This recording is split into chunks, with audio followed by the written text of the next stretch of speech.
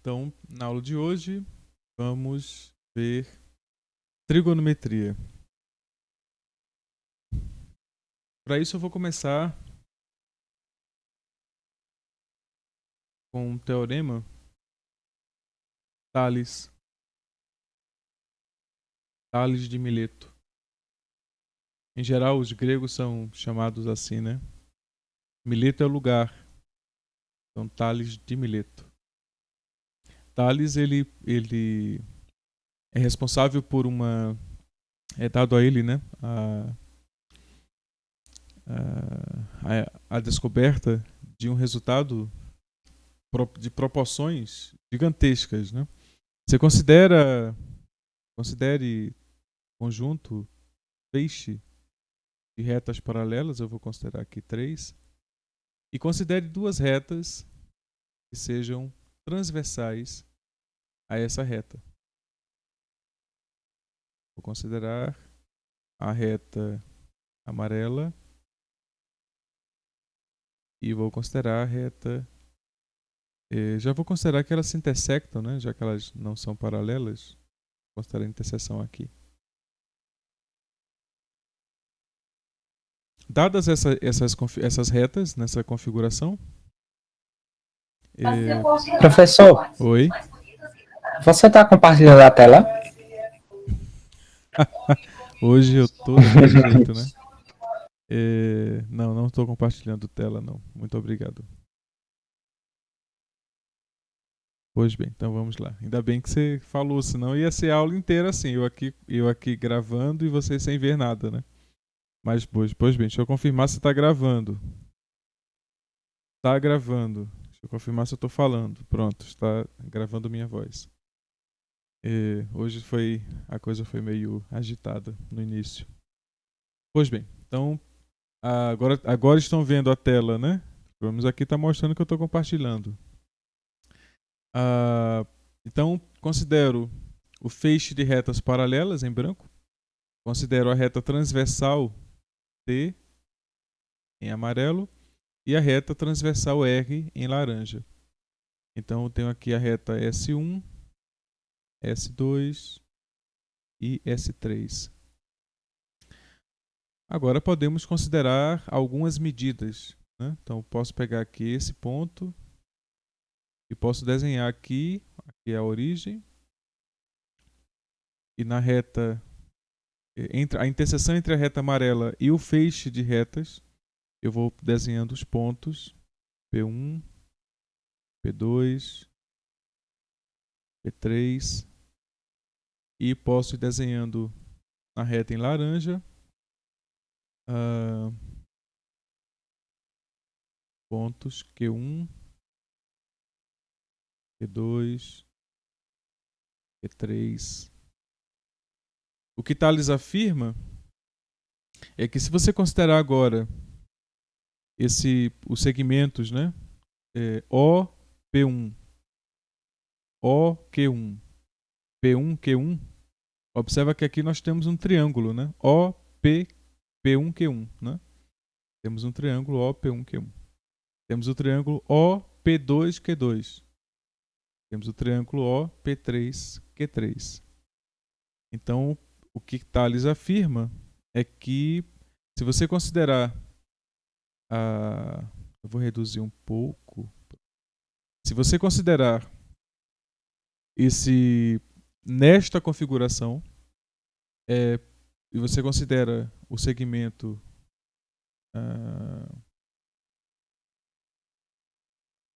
vou desenhar de verde. Você considera o segmento OP, o comprimento, né, do segmento OP, 1. Se você quocientar isto pelo segmento P1, Q1, lembra que aqui eu estou considerando o comprimento dos segmentos, né? OP1, P1, Q1. Isto é igual a eu considerar O, P2, P2, Q2.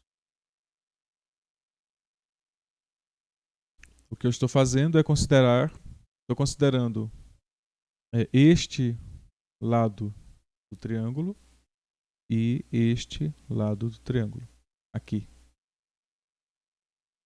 E aí depois eu considero este lado do triângulo e este lado do triângulo. Do outro triângulo, né? E o fato é que, ao fazer essas correlações, eu estou dizendo, não ficou muito bom esse aqui. Então, vou refazer aqui.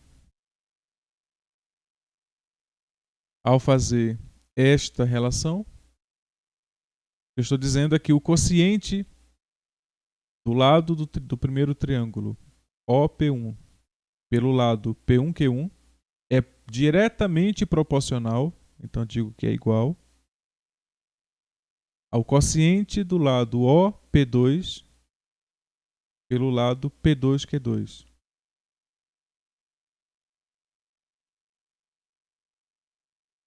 Na verdade, eu posso fazer também usando a reta em laranja. Então, eu posso dizer que OQ1 quocientado por P1Q1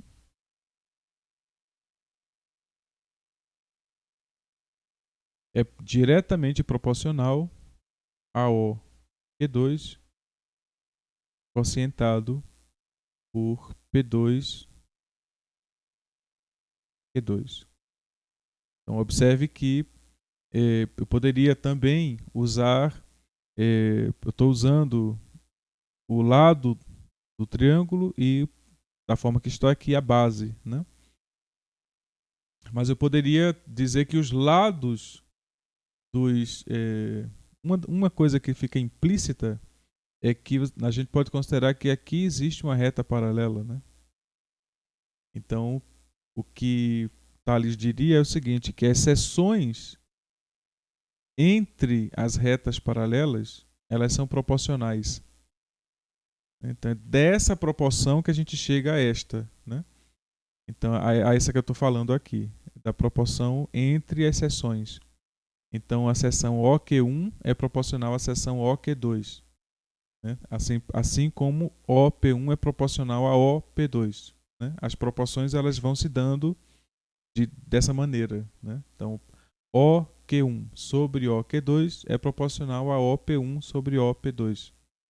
E como essas proporções são dadas, né? A ideia é que a gente vai gerando,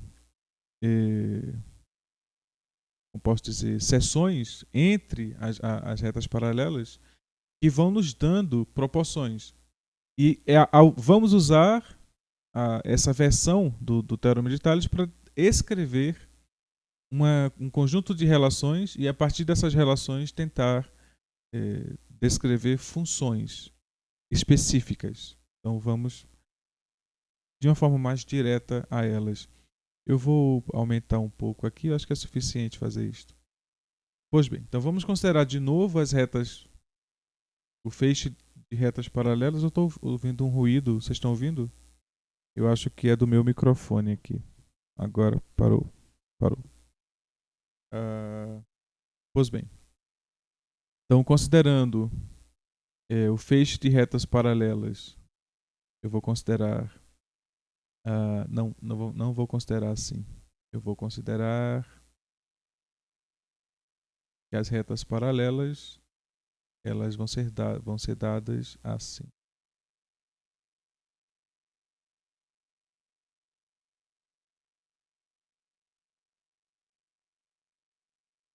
Então vejam que não é... E podemos fazer tantas quantas quisermos, né? Eu vou considerar uma reta horizontal, essa reta eu vou fazer de laranja, e agora uma outra de azul. E vou considerar uma reta que faz um ângulo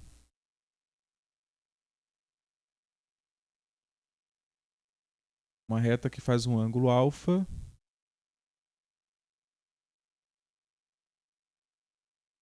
no ponto P. Eu vou chamar essa reta de R e a reta em azul de S. E essas retas em branco eu vou chamar de T. T1, T2, T3 e observem que eu posso considerar quantas retas T eu quiser.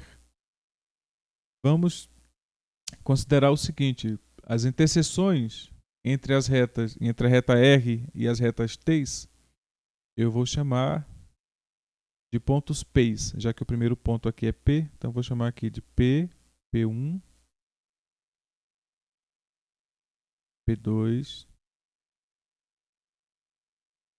P3 e aqui eu vou chamar de Q. Então aqui eu vou desenhar Q1,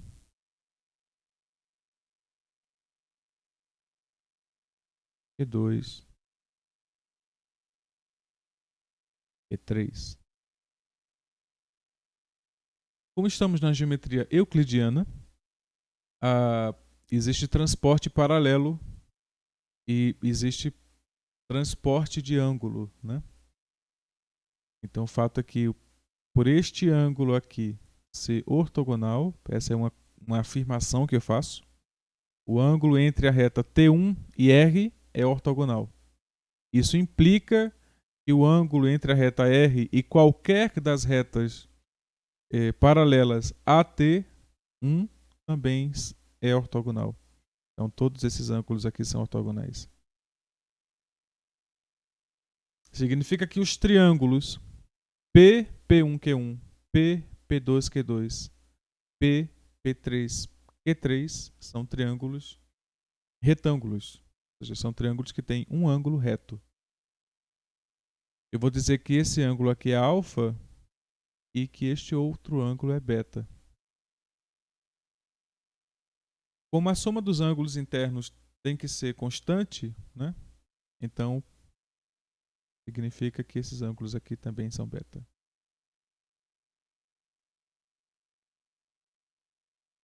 Agora podemos usar o teorema de Thales, considerando que existe uma reta que passa no ponto P,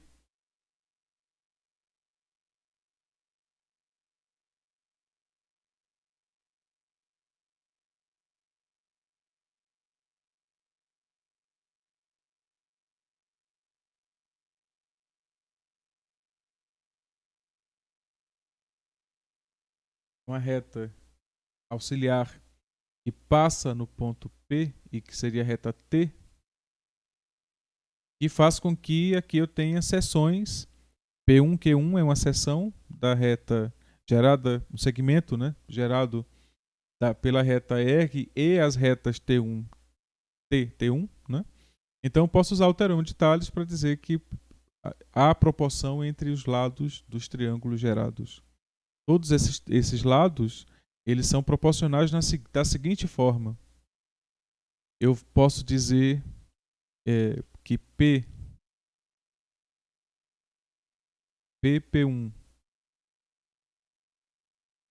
sobre Q1 é proporcional a P2 sobre Q2, que é proporcional a qualquer escolha que eu fizer. Observe que os índices dos pontos aqui são iguais aos índices das retas, né? E eu posso escolher uma reta arbitrária qualquer, TK, e nela vou ter gerado, nessa reta, vou ter aqui gerado o ponto PK, e se eu estender a reta, eu vou ter aqui gerado o ponto EK. E posso dizer que P sobre o ponto P, segmento PK sobre PQK é igual a todos os outros quocientes. E aí eu chamo isso de uma constante, eu vou chamar de constante C.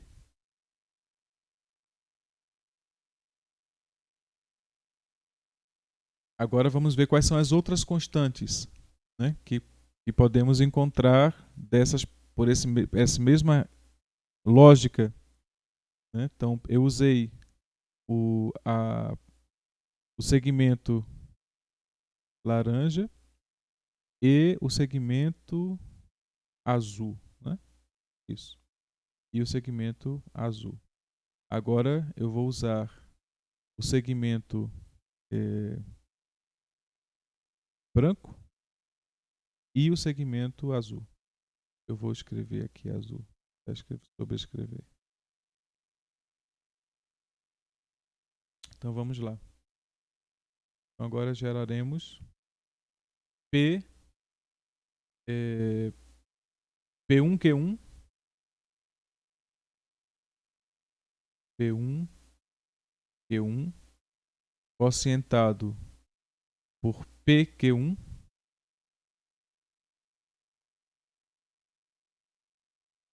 é igual a P2, P2 quocientado por P2, e genericamente isso é proporcional a P2, PK, PK por PQ. Aí eu vou isso e observe que isso é de novo, assim como observamos no primeiro caso, independe da reta paralela que eu estou escolhendo, né? A reta TK. Então isso é uma constante que eu vou chamar de S. Então, agora vamos continuar. Eu vou usar o quociente do segmento branco com o segmento laranja. Então eu tenho que... Eu vou fazer isso de laranja. Então eu tenho que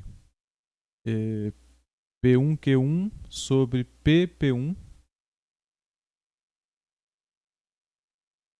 P1Q1 sobre PP1 é igual a P2Q2 sobre P2. E como vimos antes, eu posso fazer a generalização para uma reta T qualquer. E essa constante eu chamo de T.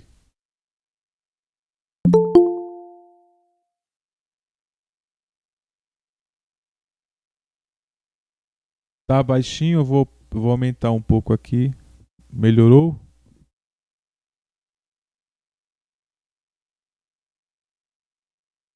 Eu acho que é porque eu tô com o microfone.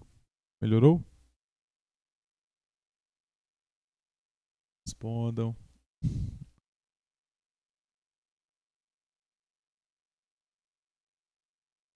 Ah, certo. Tudo bem. Então vamos lá. Então vejam que nós temos 3 conjuntos. A princípio, né? Vamos ver que existem outras 3 possíveis relações, porque cada uma dessas relações você considerou o numerador e o denominador em um conjunto específico de sequência, né? Eu posso considerar a relação inversa. Eu considerei esta relação, mas eu posso considerar o inverso dela, né? Já que é proporção, se PP1 sobre PQ1 foi igual a PP2 sobre PQ2, o inverso também é verdade, né? Então, para cada uma dessas relações aqui, eu tenho uma relação que seria a relação inversa, né? A relação na ordem inversa da proporção, o que gera uma outra constante. Mas veja, para cada uma dessas constantes aqui, eu tenho uma coisa em comum. Todas elas foram geradas com o seguinte aspecto. Observem que a constante C ela é PP1 sobre PQ1. Se eu observo o triângulo gerado pelos pontos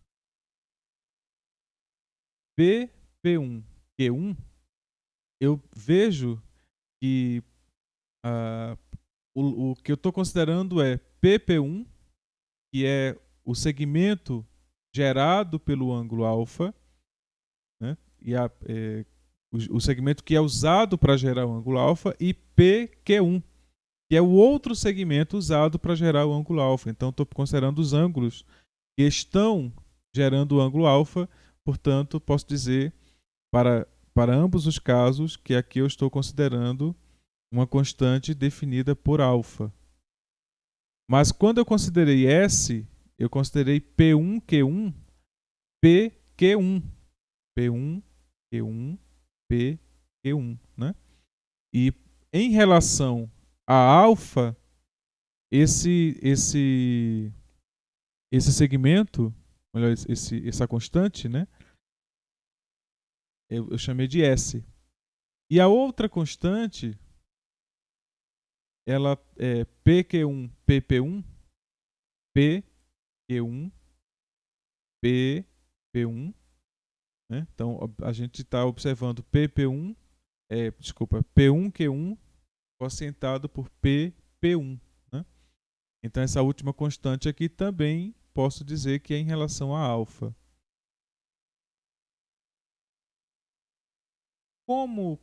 Agora vamos analisar o teor dessas constantes, né? Se eu considero um triângulo, agora vou considerar um triângulo, acho que aqui,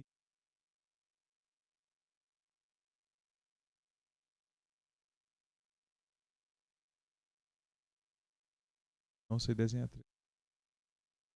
Quero desenhar o contrário. Eu vou desenhar o mesmo. Já que não querem me ajudar, vou desenhar o mesmo. Aqui eu poderia usar a reta, né?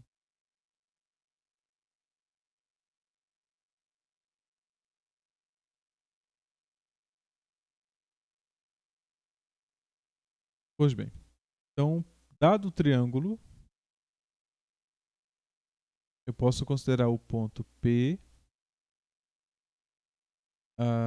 Eu vou considerar A, B e C. Considerar que esse ângulo aqui é o ângulo alfa e que esse ângulo aqui é o ângulo beta. Das relações que eu observei, então, considerando alfa como o ângulo para o qual eu quero fazer a tal observação, eu observei que se eu considerar o comprimento do segmento AB quocientado pelo comprimento do segmento AC, então AB quocientado pelo segmento AC, e isso dá uma constante que eu vou chamar de cosseno do ângulo alfa. Se eu quiser agora, por questões óbvias, se eu quiser calcular o cosseno do ângulo beta, eu vou ter que usar este segmento e este segmento na mesma ordem de proporção que eu usei aqui.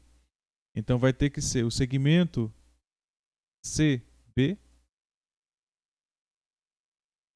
Então vai ter que ser o segmento CB quocientado pelo segmento AC.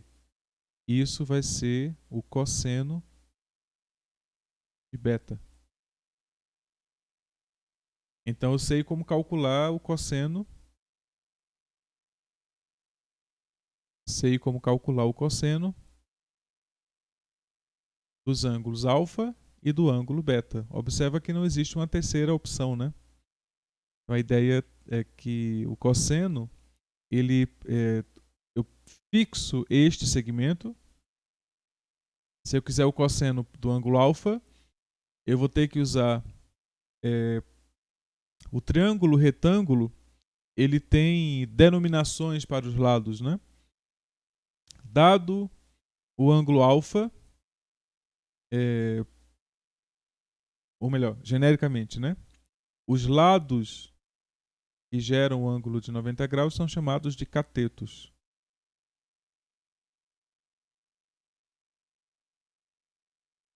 Cateto, isso aqui também é um cateto. E o ângulo e o outro segmento é chamado de hipotenusa.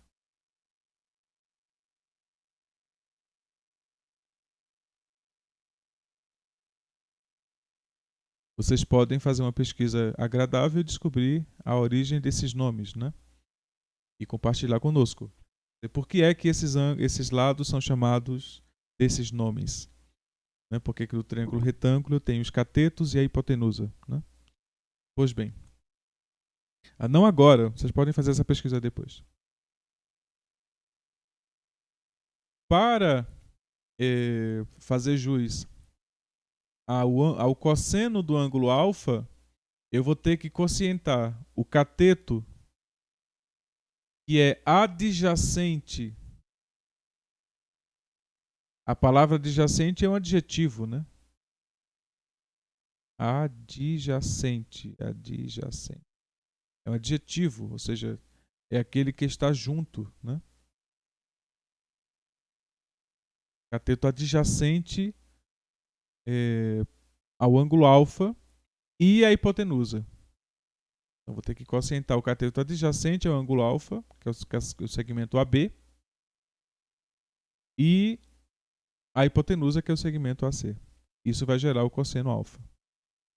No caso do ângulo beta, o cateto adjacente ao ângulo beta, isso aqui é o cateto adjacente a alfa. O cateto adjacente a beta é este aqui, né? É CB. Então, tive que mudar o cateto. Isso aqui é adjacente ao ângulo beta. Mas a hipotenusa do triângulo é o mesmo, é o mesmo segmento, né? Então o cosseno de beta é definido, cosseno de alfa é definido pelo quociente do cateto adjacente a alfa e sobre a hipotenusa, e o cosseno de beta é definido pelo cateto adjacente a beta e a hipotenusa. Isso revela duas relações que são advindas dos catetos gerados no triângulo retângulo pelo ângulo alfa. E a gente observa que se eu fixo este triângulo aqui, eu fixo o ângulo alfa e o ângulo beta, então este triângulo aqui, ele é, na verdade, um triângulo equivalente a este aqui. E a gente observa que eu posso desconsiderar este triângulo, que eu vou chamar de T1, grandão, T1, era para ser verde. T1. Mas aí eu poderia considerar este outro aqui, eu posso chamar de T2. Ou eu posso ir considerando o triângulo que vai sendo gerado. Lembra, T2 ele é P, Q2, P, P2. É o triângulo grandão. O triângulo Q, T3 é esse triângulo grandão aqui. Eu posso considerar qualquer um dos três triângulos. E pelo que vimos aqui, as proporções que geram a constante C independe dos triângulos que eu considerar dentro dessa estrutura. Lembre, eu fixei as retas tangentes, as retas paralelas T, considerei a reta S e a reta R, né, R e S, construí os triângulos com os ângulos alfa e beta, de tal modo que alfa é o ângulo adjacente aos segmentos laranjas e beta é o ângulo adjacente aos segmentos brancos. Fazendo isto, e a hipotenusa está sempre sobre a reta em azul. Fazendo isto, eu estou considerando triângulos retângulos que são genericamente deste tipo, né, que são genericamente desse tipo e que são retângulos porque tem um ângulo reto, né? E os outros dois ângulos, a soma, sei que tem que ser de 90 graus. Pois no plano, a soma dos três ângulos do triângulo gera 180 graus. Não é isso no plano, na geometria plana. Pois bem, então dessa feita, né, ou seja, o fato de que eu posso construir essa estrutura que vem das proporções provinda da interseção das paralelas com as transversais, construo constantes que são dadas para qualquer escolha do triângulo retângulo, construo constantes, que são essas constantes aqui, C alfa, S alfa, T alfa, construo essas constantes e agora eu digo que essas constantes, em verdade, elas são aquilo que eu vou chamar de cosseno, seno e tangente para o triângulo fixo. Porque quando eu digo triângulo fixo é porque eu estou considerando o alfa e o beta fixados. Quando você varia o alfa e o beta, porque o ângulo reto não varia, né? Quando você varia o alfa e o beta, você vai ter a variação satisfazendo essa condição aqui, de que a soma dos ângulos vai ter que ser 90 graus, então você tem essa liberdade para variar. Variando alfa e beta, você vai tendo variações naturais para o cosseno de alfa e cosseno de beta, mas sempre dados por esse tipo de proporção aqui. Sempre este tipo de proporção. Exatamente o cateto adjacente ao ângulo alfa, quocientado pela hipotenusa, gerando o cosseno alfa. O cateto adjacente ao ângulo beta, quocientado pela hipotenusa, gerando o cosseno beta. Né? Então, essas relações elas estão muito bem definidas para qualquer variação de alfa e beta.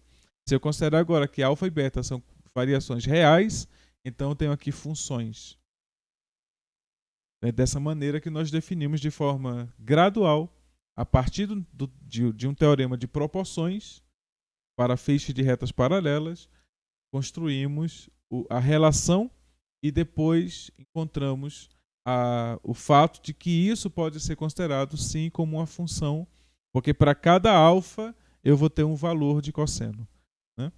Então observa que alfa varia de 0 a 90, né? E para cada alfa de 0 a 90, porque quando alfa é 0, beta é 90. Quando beta é 0, alfa é 90. Né? Então tanto alfa quanto beta variam de 0 a 90 graus.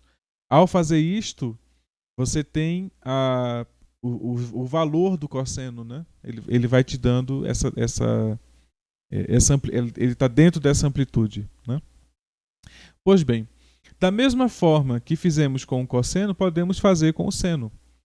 Definir quais relações são dadas com o seno, só que o seno, como vimos por essa estrutura aqui,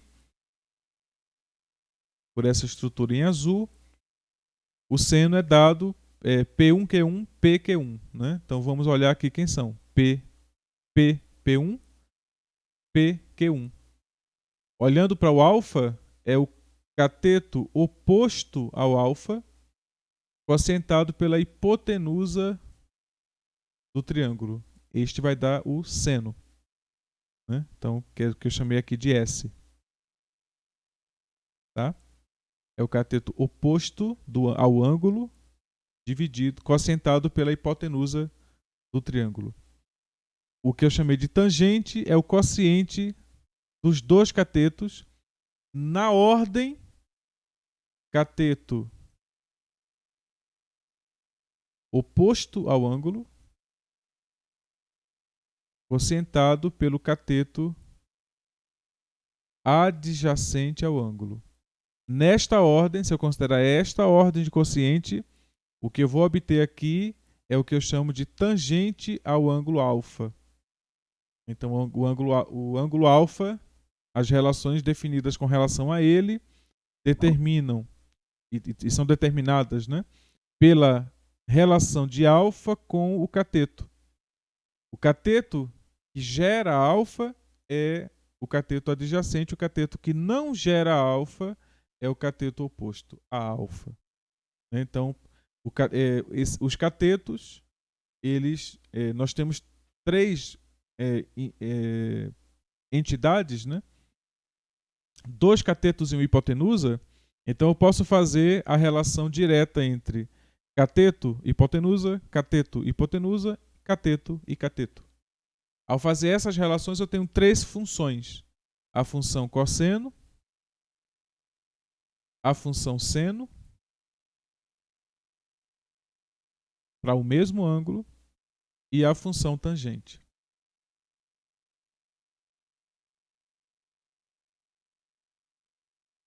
Então, essas funções, provindas daquelas identidades e relações, são o que chamamos de funções trigonométricas. Trigonométrica, a palavra trigonometria é exatamente a métrica do triângulo, né? Então, são funções que estão definidas a partir da métrica do triângulo retângulo. Mas isso pode ser melhorado. Eu posso melhorar essa abordagem. Eu posso fazer o seguinte: como a escolha do triângulo é irrelevante, isso a gente pode ver por aqui. Eu subi ali no quadro para desenhar outra coisa, mas a gente tem que provar isto aqui, né? Que a escolha do triângulo é irrelevante quando eu considero aqui a definição, está aqui, a prova disto.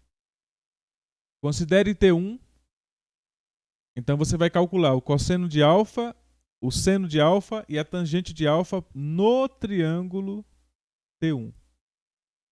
Então você vai obter uns certos 3 valores, né? O cosseno de alfa, o seno de alfa, a tangente de alfa. Se você considerar o triângulo T2 e você calcular o cosseno de alfa usando o triângulo T2, o seno ou a tangente, você vai obter os mesmos 3 valores. Então significa que a escolha da hipotenusa, né, a princípio, eu posso considerar uma reta tangente aqui. E aí eu estou definindo aqui um outro triângulo. Eu posso considerar ela ali. Então, a escala do triângulo retângulo, ele nada altera, né? Quando eu mudo a escala, as relações de proporção continuam sendo válidas. Então, alterar a escala do triângulo não altera as relações trigonométricas, né? Então, essas funções trigonométricas definidas são definidas para qualquer triângulo retângulo. Então, o que eu faço agora, de forma bem conveniente, é considerar um eixo coordenado, e considero, ao meu dispor, uma circunferência centrada. E agora eu sei que se eu considero a partir do raio,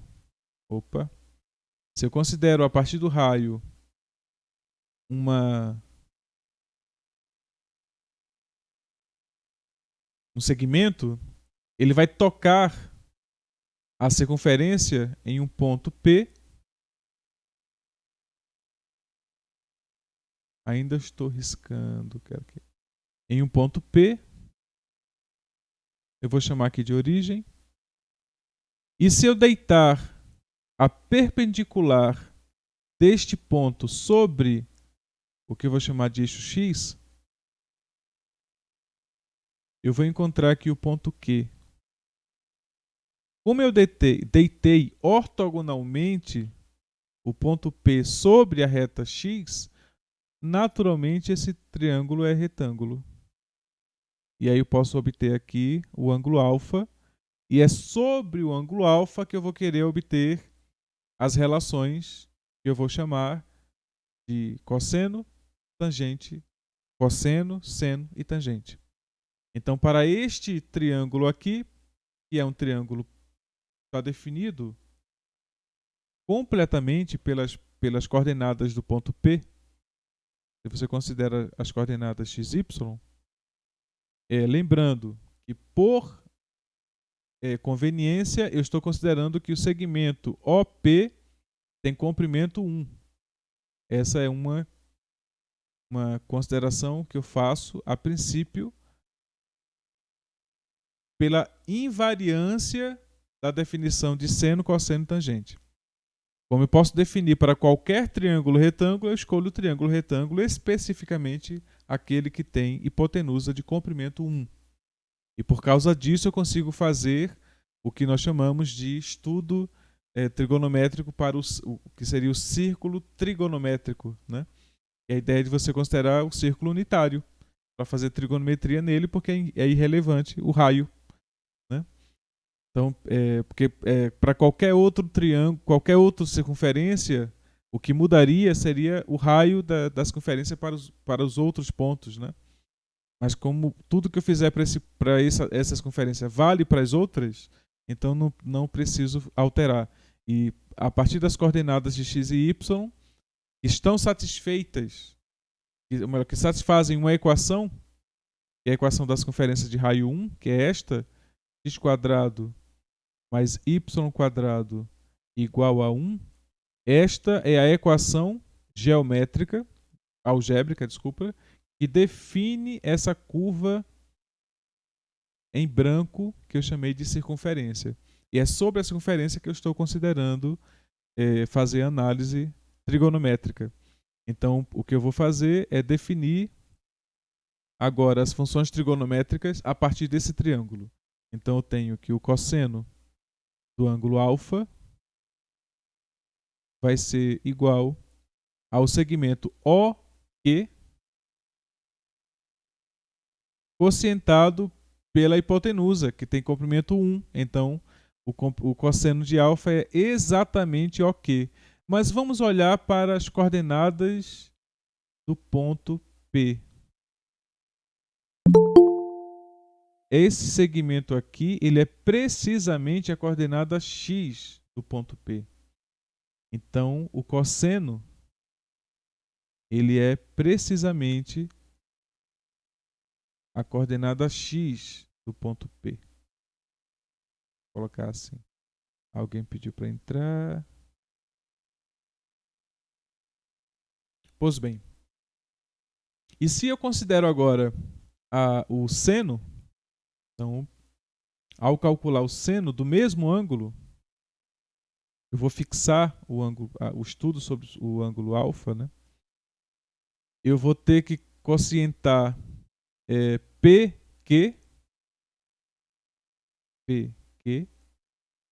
sobre a hipotenusa, que tem comprimento 1, então vai ser exatamente PQ, mas PQ é este comprimento aqui.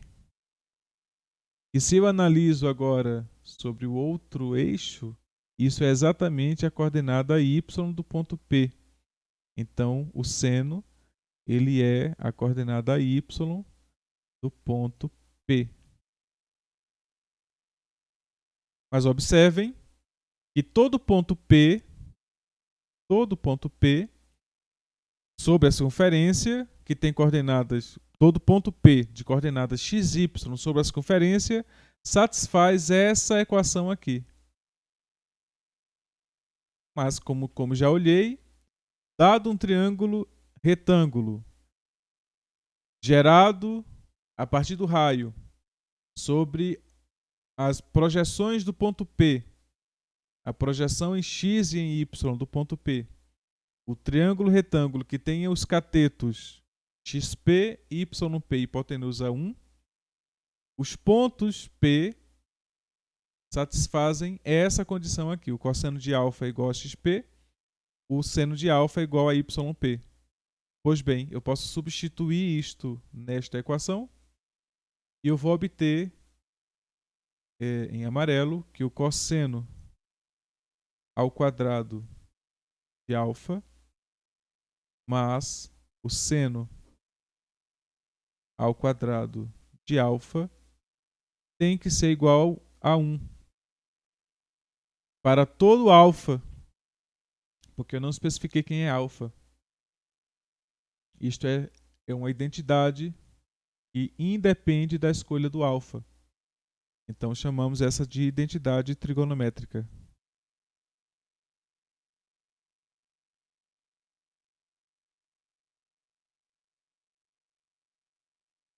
Então a ideia, né, de trigonométrica. Pois bem, a ideia é que quando eu vou para o triângulo, está inscrito especificamente de uma certa maneira, inscrito dentro, sobre os eixos coordenados, representando seus lados, seus catetos, né, representando as projeções de um ponto da circunferência, gerando o triângulo retângulo, as relações trigonométricas que estão provindas desse triângulo específico geram essa correlação aqui.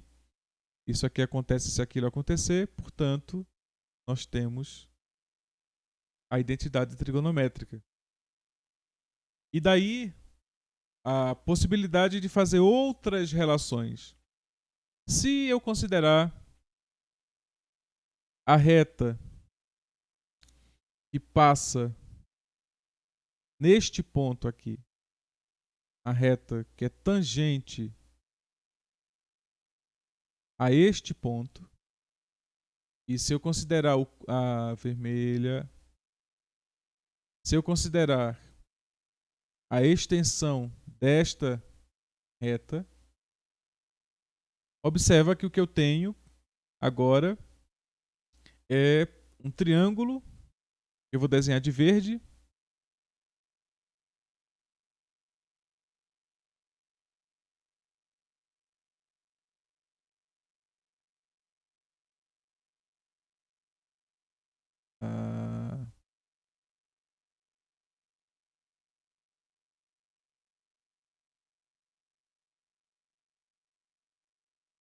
Então tenho este triângulo. E agora observa que o que eu quero,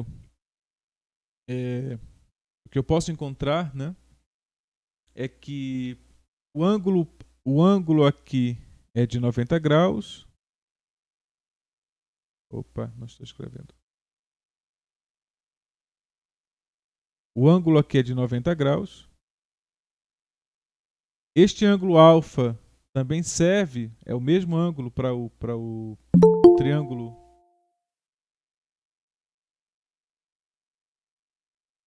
O alfa é o mesmo ângulo para o triângulo em o triângulo verde, né? Então o que eu posso observar é que este comprimento aqui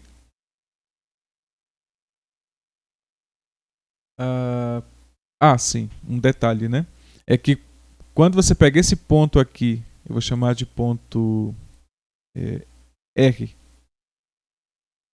Observe que o comprimento desse segmento é 1, né? Porque é exatamente o raio da circunferência. Tá? Então o que eu tenho é que 1 sobre aqui eu chamei de PQRS. Pronto, então o que eu tenho aqui é 1 sobre RS. 1 sobre RS é igual a OQ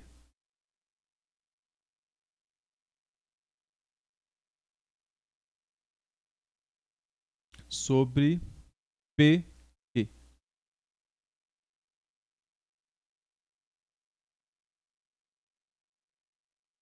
Né? Então, 1 que é OR, aqui é OR, isso aqui é OR. Então, OR sobre RS é igual a OQ sobre PQ, certo? Pois bem, então, como sabemos, essa relação pode ser, a gente pode pegar a equivalência dela, eu posso inverter ambas as equações, e quando eu fizer isso eu vou obter RS igual exatamente a PQ sobre OQ. Mas RS, se a gente volta para as relações, né, no triângulo, PQ sobre OQ é o que eu chamei de tangente. Então esse segmento aqui, ele é precisamente a tangente do ângulo alfa. Assim construímos pelas relações, né?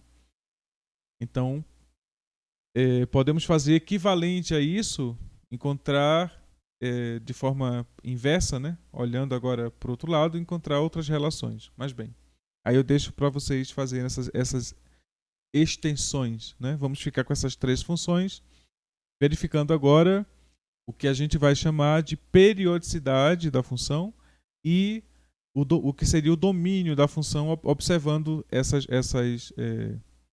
como posso dizer, a partir das relações do triângulo, dadas as funções trigonométricas, agora precisamos definir onde essas funções estão, onde o domínio delas está, qual é o domínio delas, e a propriedade de periodicidade, né?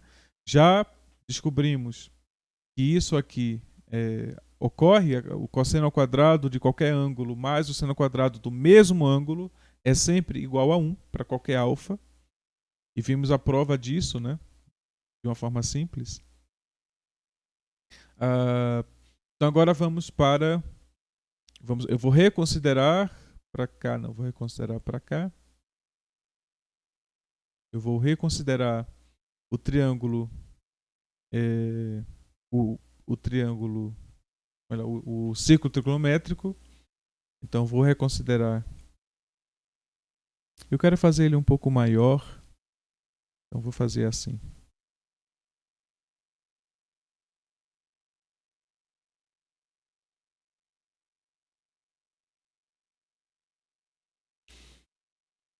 Então, ao considerar então, triângulos verdes, quando eu considero este raio, e considero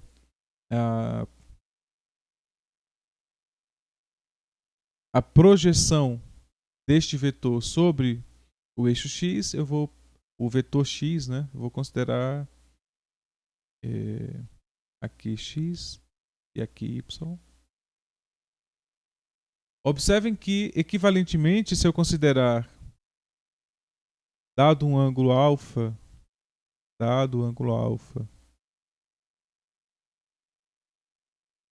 se eu considerar para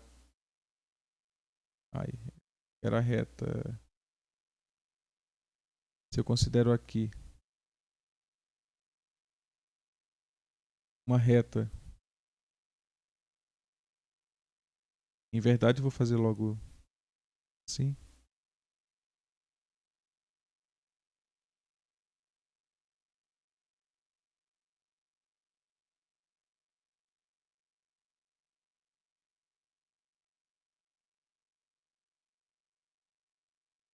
Então podemos observar que todos os ângulos que estão internos,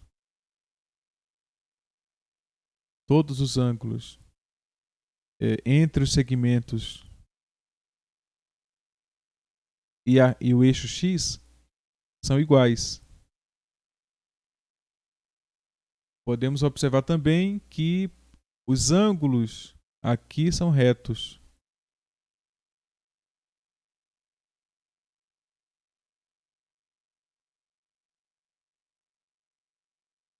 Então, tudo que eu fizer, aqui eu vou chamar de... eu dividi o plano em 4 partes. Eu vou chamar cada uma dessas de quadrante, né? Exatamente porque é quadro, né? Então, primeiro quadrante, segundo quadrante. Então, A ideia são 4 partes, né? Então, o primeiro quadrante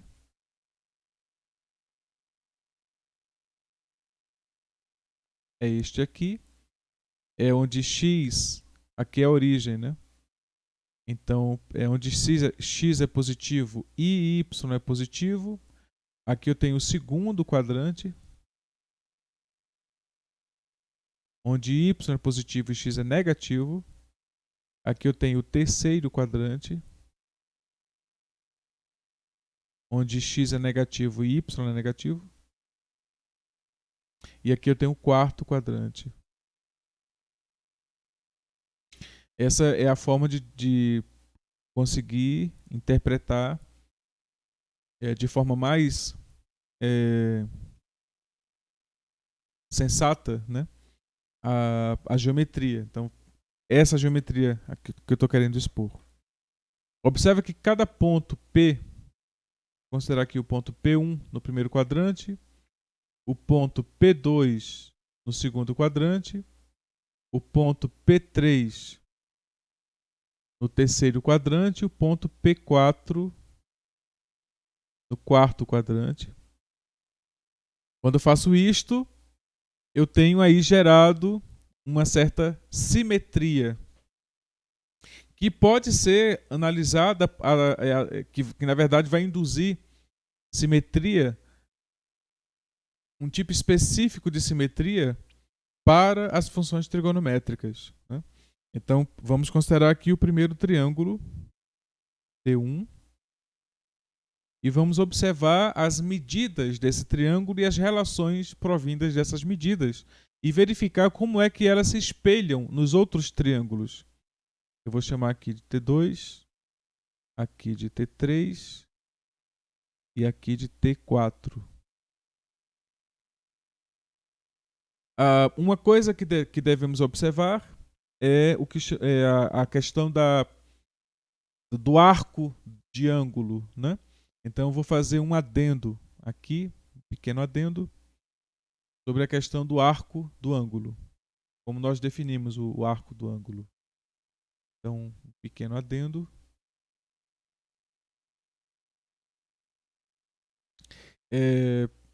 Dadas duas retas, eu defino o ângulo alfa a partir de um referencial. Eu considero que aqui eu tenho a origem, então eu consideraria uma circunferência centrada neste ponto e observaria o arco que foi desenhado aqui.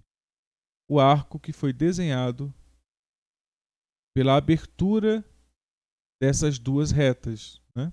Da reta R1 e da reta R2. Este arco aqui eu vou chamar de S1.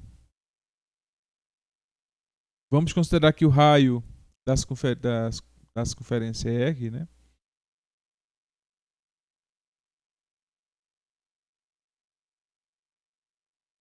Então a relação entre o ângulo e o alfa e o raio, né? E o arco, a abertura do arco está proporcional ao que eu chamo de ângulo. Então, observa aqui, ao considerar, eu sei que o comprimento, eu considero a linha que pega o ponto O e traz até o ponto P. Então, a linha que eu uso, OP, para gerar a circunferência de raio R centrada. Já tem um O aqui, então Q. EP, né? Então eu quero pegar esses dois pontos, identificar esses dois pontos, e ao fazer isto, eu tenho uma circunferência centrada no ponto O, né? Então, o comprimento dessa circunferência,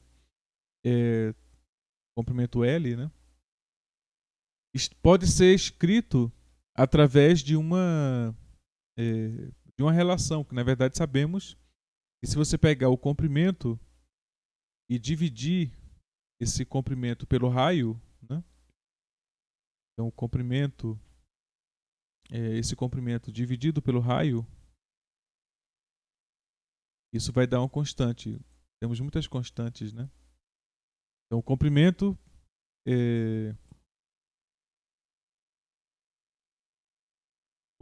da circunferência está relacionado a uma constante quando consideramos com o raio. Então, se você considera, é diretamente proporcional ao raio, né? Eita. Diretamente proporcional ao raio. Pois bem, podemos observar essa relação e perceber que podemos definir um número chamado de número π, né, através da relação entre o comprimento da linha que eu vou usar para desenhar a circunferência e o raio dessa circunferência, né? Então, na verdade, eu uso o diâmetro. Eu acho que é isso. Aqui eu uso o diâmetro, né? Então, 2 vezes o raio. Então, aparece aqui 2 vezes o raio. E aí, vou chamar de π, agora sim, essa constante aqui, que aparece quando eu quero escrever o comprimento em função do raio, né?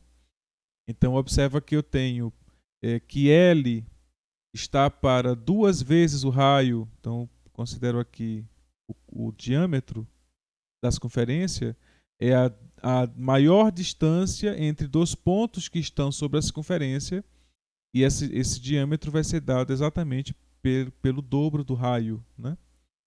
Então, quando você considera o diâmetro, o comprimento da circunferência quocientado pelo diâmetro, essa constante vai me dar π. Então, o comprimento da circunferência é exatamente 2 vezes o raio multiplicado por π.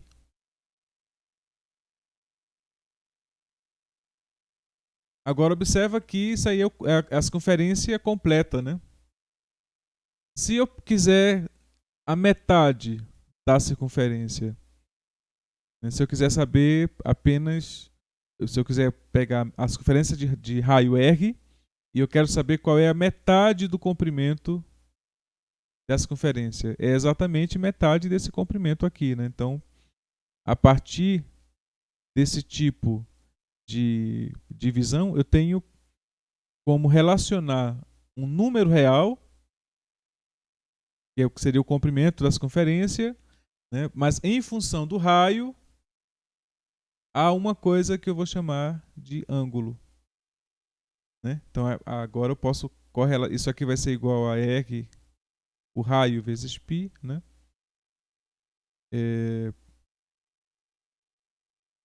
O L sobre 2, que é exatamente a metade do comprimento, né? Então, eu posso dizer que uma fração do comprimento, então uma fração que seria, que eu chamei de S1, né? Uma fração do comprimento, S1, ela é proporcional, S1 é proporcional a uma constante K barra vezes π. Mas observa agora, na verdade tem um R também, né? É a constante vezes π vezes R. Mas observa agora que a gente pode considerar que o R é 1, que a gente viu lá que a trigonometria que nós estamos fazendo independe da escolha da circunferência. Posso considerar que a circunferência tem raio 1. E ao fazer isso, a minha seção, então, ela é um múltiplo de π. Então, se eu escolho Se eu tenho que escolher um múltiplo de π e eu sei que a minha circunferência ela vai gerar um ângulo, né? Então aí eu posso usar a questão de, posso dizer, de convenção, né? Dizemos que 360 graus é exatamente o ângulo gerado pelo comprimento L quando ele gera a circunferência de raio R. Então, o ângulo gerado pelo que chamamos de uma volta, ou seja, é exatamente 360. Ao fazer isto, dizemos então que S1 está limitado entre 0 e 360 graus. S1, lembra, é a seção de arco, né? Mas aqui eu tenho como relacionar o S1 com o raio que fixei 1, mas com um π. Então estou dizendo que S1 é um múltiplo de π, né? Então, ele vai ser 360 quando ele for 2 vezes o π, né? Então vai ser 360 quando for o comprimento total. O comprimento total é dado aqui, ó. O comprimento total é dado aqui. Quando R for 1, o comprimento total é 2 vezes π. Então é a seção completa, né? Então aqui equivale a 2 vezes π e aqui equivale a 0 graus. Né? Desculpa, 0 radianos. Então aqui chamamos de medida radial. Essa medida que está dada em função do raio, né? Então aqui chamamos de medida radial. Que é a medida que vai me dar o arco, né? Na verdade aqui é o alfa, desculpa. Eu coloquei o alfa, o S, mas aqui é para vocês entenderem como sendo o alfa. Aqui é o ângulo que gera o arco S, né? O S, ele é uma seção desse comprimento aqui, né? S1. Então ele é um número real. Está associado ao comprimento do L, né? O ângulo alfa, ele é a quantidade angular, então está dentro dessa linha aqui, né? Desse argumento, é a medida angular necessária para desenhar sobre a circunferência o S que está relacionado à porção radial que aquele ângulo precisa. Então, temos aí 4 medidas que são tácitas, né? Ou seja, você considera uma reta perpendicular à reta R, considera que a reta S perpendicular à reta R, então eu tenho 4 seções idênticas da circunferência. Os ângulos aqui são todos iguais e todos iguais a 90. Cada ângulo aqui é igual. Eu sei que o ângulo todo é 360, então cada um desses ângulos é 90. E ele é exatamente 1/4 de 2π. Então é 2π sobre 4. Portanto, é equivalente a π sobre 2. E é essa linguagem que nós usamos. Em radianos, nós vamos vamos descrever os ângulos sempre usando radianos, né? Porque aí nós conseguimos descrever na reta essa revolução da circunferência. A cada 2π, nós temos uma revolução, né? Já que sabemos disto, temos aqui que o ângulo alfa, esse ângulo alfa aqui, ele está entre 0 e 90 graus. Então observa que o triângulo T1, ele revela que se eu considero de laranja eu considero o cateto oposto, desculpa, o cateto adjacente a alfa e considero em vermelho o cateto oposto a alfa, lembrando que o raio eu fixei como sendo 1, o raio é 1. Então, desse ponto P1 aqui, eu vou obter os valores das funções. Então, eu vou obter que o seno de alfa ele é igual a o comprimento y do ponto P1. Então, ele é y do ponto P1. O cosseno de alfa ele é igual ao x do ponto P1. E a tangente de alfa vai ser igual ao quociente do y pelo x. Então, ele é o yp1 quocientado por x P1. Isso para alfa de 0 a 90. Né? Lembra agora que alfa estamos usando angularmente, mas de forma radial, nós podemos dizer que alfa varia de 0, aqui é angular, alfa varia de 0 a π sobre 2.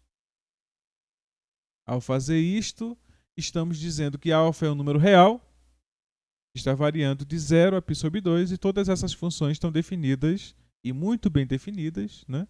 Porque eu tenho para cada ponto sobre esse arco, no primeiro quadrante, aqui no primeiro quadrante, cada ponto sobre a circunferência, observe que se eu pego aqui um ponto P qualquer,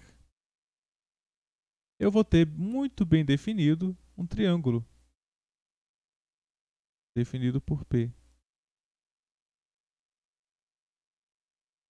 E esse triângulo vai ter o cateto, vai ter um ângulo, né, associado a ele, que vai estar dado pelas coordenadas de P, da mesma forma como aqui eu tenho o seno de alfa dado pelas coordenadas de P1, o cosseno de alfa dado pelas coordenadas de P1 e a tangente de alfa dada pelas coordenadas de P1. Então, cada ponto sobre a circunferência gera as equivalentes funções trigonométricas para o triângulo gerado por aquele ponto. Para cada ponto sobre a circunferência, eu vou ter a sua equivalente, o seu equivalente valor trigonométrico. Como eu tenho aqui uma função que define os pontos, né, sobre a circunferência, e essa função ela define continuamente esses pontos, então eu tenho para cada alfa, variando de 0 a π sobre 2, eu vou ter o seu equivalente cosseno de alfa, seno de alfa, tangente de alfa. Né? Para cada alfa entre 0 e π sobre 2, unicamente definido.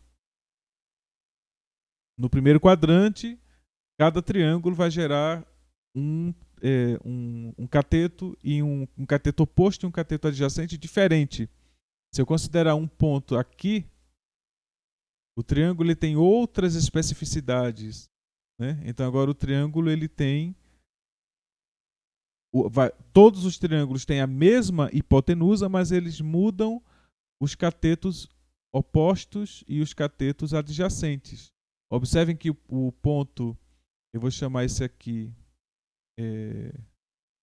de ponto, eu chamei de P, né?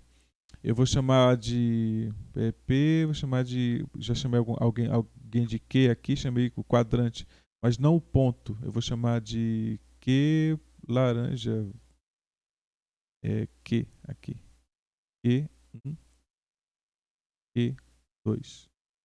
Observem que o ponto Q1 aqui, ó, no o cateto adjacente, ele é menor do que o cateto oposto. Já aqui, Q2, o cateto adjacente é maior do que o cateto oposto. E é exatamente isso que acontece. Cada vez que eu me aproximo mais deste ponto aqui, que é o ponto de coordenadas 0, 1, cada vez que eu me aproximo mais deste ponto, a coordenada x tem que ir para 0 e a coordenada y tem que ir para 1. Mas quem é que é a coordenada x? A coordenada x é o cosseno. E a coordenada y é o seno. Então significa que o seno ele depende do cateto oposto. O cosseno depende do cateto adjacente. Então significa que cada vez que eu me aproximo mais deste ponto, o triângulo tem que perder cateto adjacente e ganhar cateto oposto. Então o cateto oposto vai ser 1 aqui nesse ponto e o cateto adjacente 0. Neste outro ponto aqui, é exatamente o contrário. Eu tenho aqui o ponto de coordenadas 1, 0. Então o x tem que ser o máximo e o y tem que ser o mínimo. Então, ou seja, o cosseno tem que ser 1 e o seno tem que ser 0. Então, por isso eu já defino aqui para o ângulo 0 até o ângulo 90, que é aqui. Eu tenho essa descrição que eu posso escrever dessa forma, né? Então aqui, isso aqui é exatamente 0 radiano, isso aqui é exatamente π sobre 2 radianos. Então a evolução dentro do primeiro quadrante é bem clara. E a tangente, ela, ela também tem essa variação, só que ela pode ser entendida, né? A partir daqui, ó, é o seno sobre o cosseno. A gente pode entender a tangente dessa maneira. É o seno de alfa sobre o cosseno de alfa. Então significa que a tangente não está definida nem em 0, nem em 90. Porque em 0 o cosseno é 0. Né? Não, na verdade em 0 ela está definida, desculpa, não está definida em 90, né? Que é quando o cosseno é 0. Né? O cosseno é o eixo, é a variável x. Né? Então ela está definida em 0 e não está definida em 90, que é esse ponto aqui. Ó. Porque o cosseno é 0, o cosseno da coordenada x. Nesse ponto aqui, 1, 0, ela está definida. Porque o numerador é 0, o denominador é 1. Então ela está bem definida. Né? É exatamente 0. Né? Então a tangente é 0 no ângulo 0 e não está definida para o ângulo 90. E fica bem claro que tudo que eu fizer no primeiro quadrante, eu vou poder fazer de forma equivalente no quadrante, eu deixar verde, no quadrante 2, equivalentemente no quadrante 3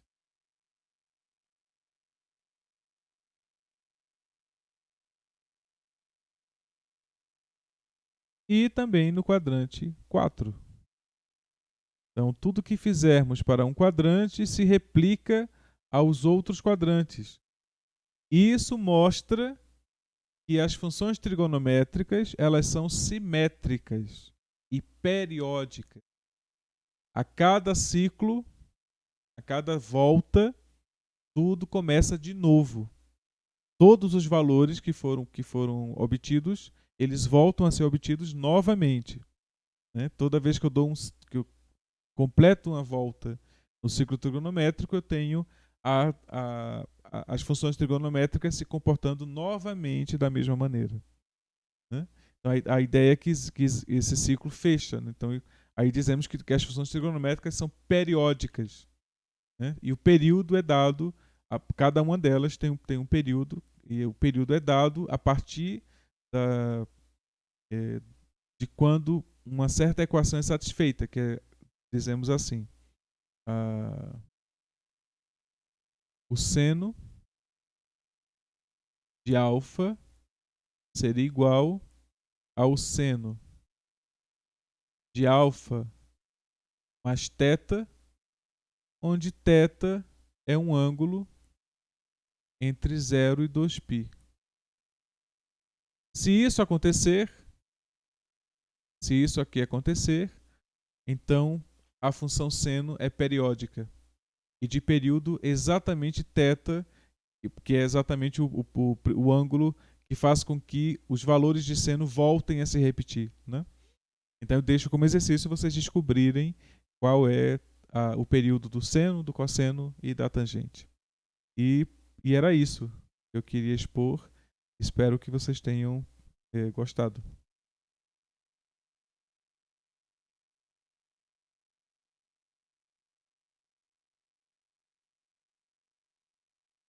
Olha aí, Arthur, como como o jogo nos ajuda, né?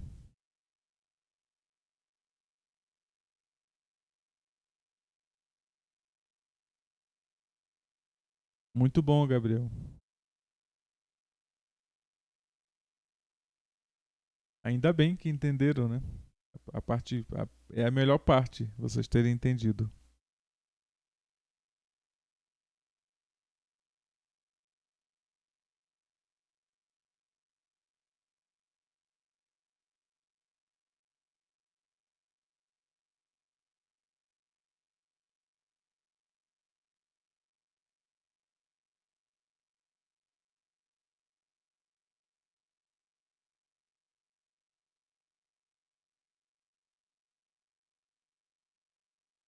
Ok, observo que de fato a gente chegou bem próximo à hora limite, né? Então, está gravado, toda a aula está gravada. Se vocês tiverem dúvida, a gente pode discutir amanhã, tá?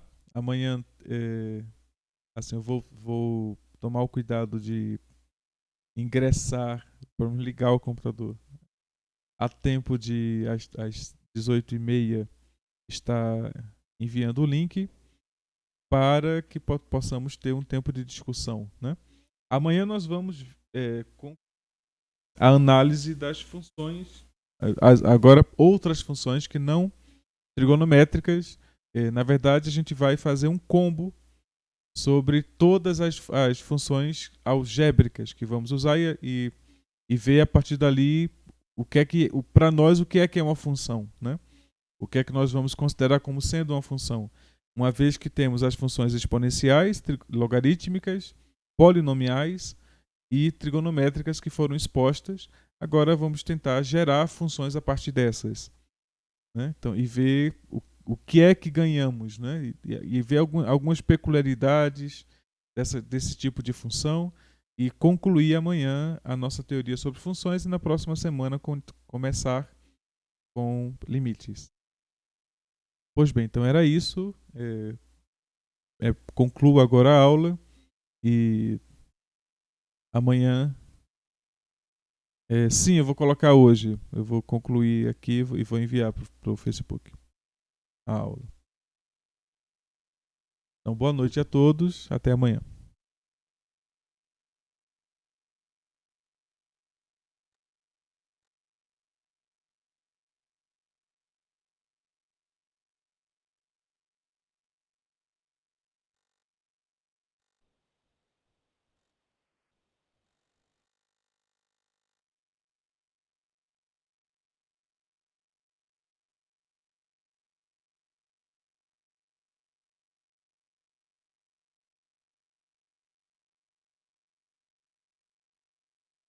Tá, obrigado, Tayane.